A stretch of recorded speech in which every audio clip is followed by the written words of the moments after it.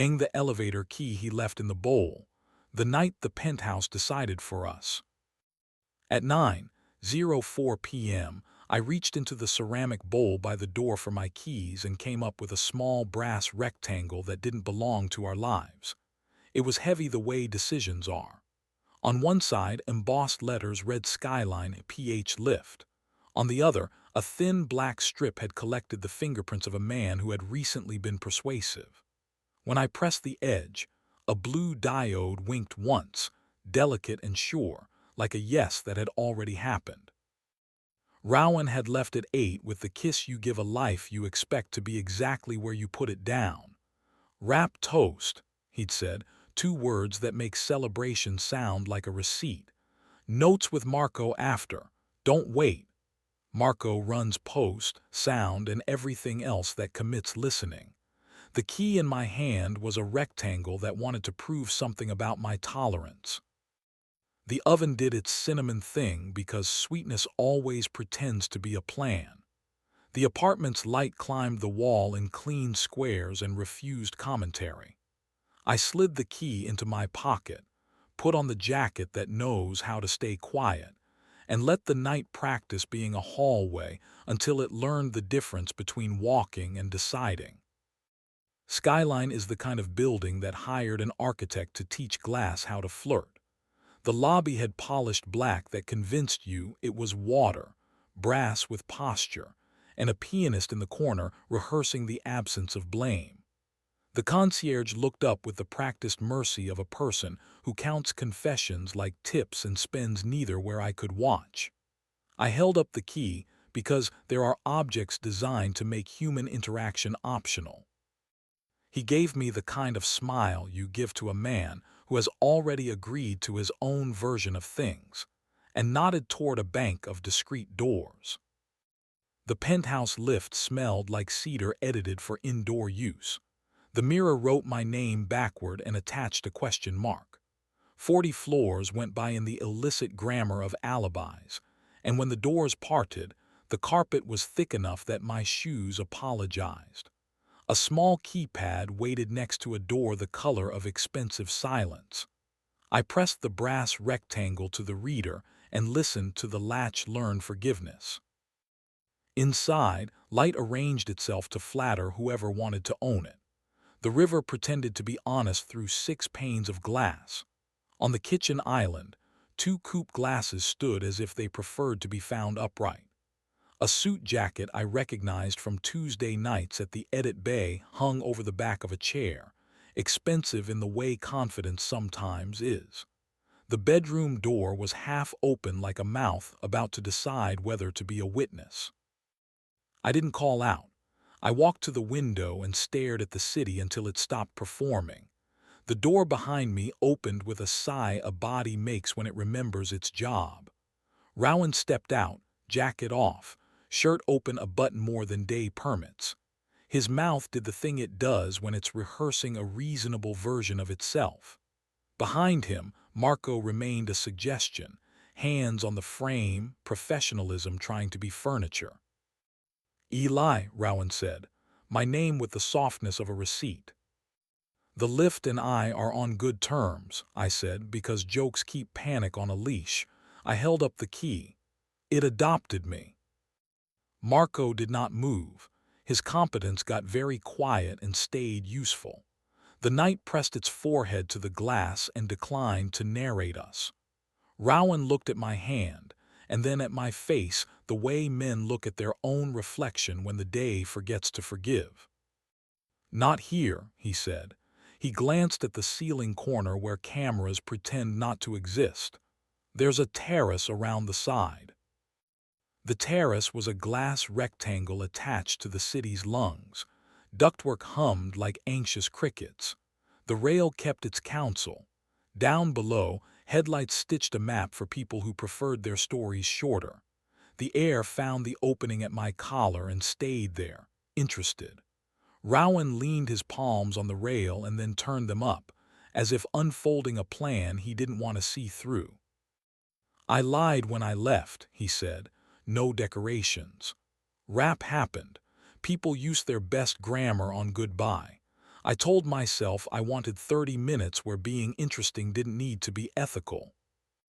Which direction did you point that? I asked. Because names are handles and I like mine full when floors tilt. Marco, he said. He listens like a room that has decided not to betray you. Are you sleeping with him? The question is a cliff. There isn't a scenic route. You count to one and stand where your mouth will find out who you are. Not yet, he said, clean, immediate. Then quieter, the honesty that knows which muscle to bruise. I brought my mouth. Marco, to his credit, remained a silhouette, present, non-interfering, disciplined. The night put a narrow half-moon of cold under my wrist. I put 2 fingers on the inside of Rowan, where men keep their apologies, and felt his pulse write my name without permission.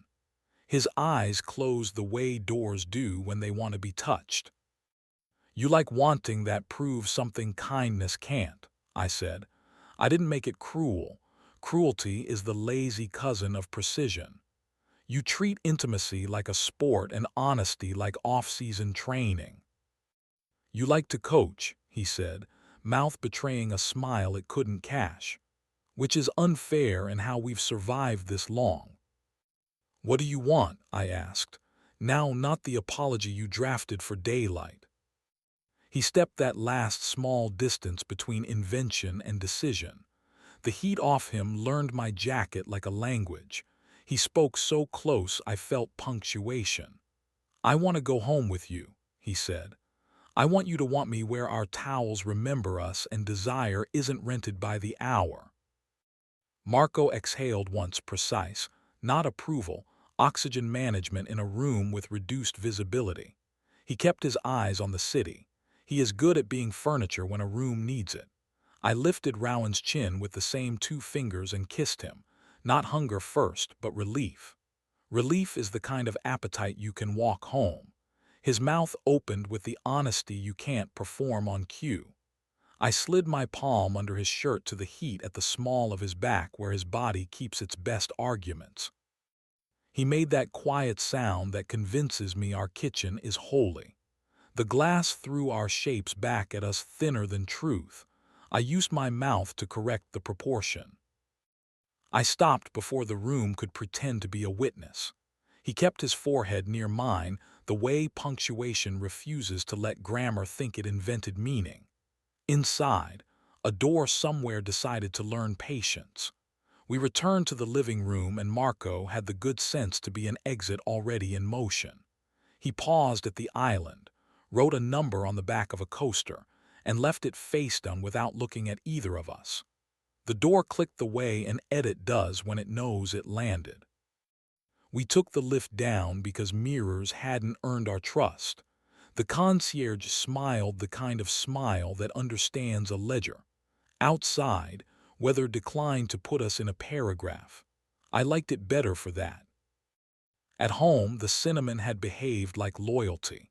We ate the thing we didn't deserve with our fingers because forks would have lied. He leaned against the counter with the posture that means he's ready to be moved. I slid my hand under his shirt and found heat the way you find your own address asleep in your mouth. He came into me without arguing. We were careful in bed, not the kind of careful that kills heat, the kind that knows how to fold it.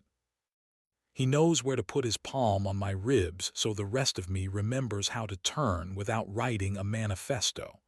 I know where his shoulder hides when it doesn't want to confess and how to coax it into telling the truth with weight and breath. I won't give you choreography. I'll tell you the room remembered to breathe. I'll tell you we returned most of what we borrowed from the night and kept the part the morning wouldn't miss. We slept the sleep that has terms and conditions. Morning buttoned a clean shirt on our choices. He made coffee the way he does when he wants me to listen. I opened the windows to see if Mercy could afford our rent. The brass rectangle sat on the table between us like a witness who couldn't decide if it wanted to testify. He started with small truths because small truths keep the larger ones upright. The notes ran long. The view made the city feel negotiable. Marco's attention had the grammar he'd wanted to try on. He ran out of script and reached for something I could keep. He said he is tired of being interesting for a living, that he wanted to be wanted the way stupid teenagers are, earnest, badly lit, forgiven in advance. He said he imagined my mouth more than once on that terrace and felt ashamed of the math. He said he was sorry like a man who knows sorry is a tool, not an eraser. I didn't forgive him at the table. Forgiveness is a daylight animal and morning's charge.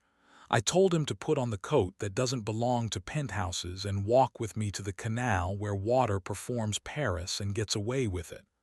On the bench, we watched gulls fail cheerfully at precision. He hooked his thumb in my pocket like humility. I let him. 2 afternoons later, I saw Marco in a lobby that smelled like ambition and lemon. He gave me the nod men give when they have chosen to be furniture on purpose. He didn't apologize and I didn't deputize. The elevator mirror wrote our names backward and neither of us corrected it. It isn't that we agreed. It's that we learned to read ourselves both ways. Skyline still keeps its little rectangles. I don't trust their weight or my pocket. I trust the smell of cinnamon at 4, the square of light climbing our wall, the heat at the small of his back when my hand decides to remember. If another key ever lands in the bowl by our door and tries to teach me a stranger's elevator, I will do what I did that night. Find the air, choose kissing over theater, walk him home with my hand on the part of his body that knows the address, and teach our door, gently, stubbornly, with as many mistakes as it takes, to open from the inside. Veyeru skazale.